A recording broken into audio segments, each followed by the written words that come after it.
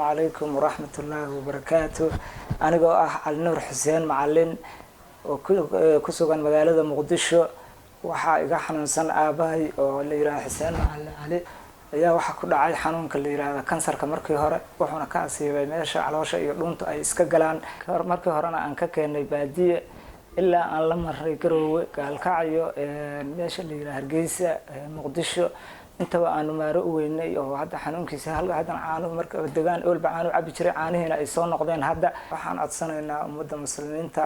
wixii maaragtay waxaan ugu taari karaa ama wax noo qaban karaa inay noo qabtaan insha Allah bidnillah kariim. Assalaamu alaykum warahmatullaahi wabarakaatuh. Anigu Raxmo Xuseen Macalin waxaan codsanayaa walaalaheena muslimiinta aabahay oo xanuunsan xagan garabkayga fadhiya ilaa muddo 3 sano xanuunka kansarka lagu sheegay ee dhuuntii caloosha meesha iska galaan marka dalkan waxa la dhaxo loogama qaban karo ilaa adigu taqaadiir badan waa marnay dalka waxba loogama qaban karo marka dalka dibadiisa la yiraahdo loo qaado waxaan uma awoodno waxaan ka codsanaynaa walaalaheena muslimiinta inay wax nagu caawin karaan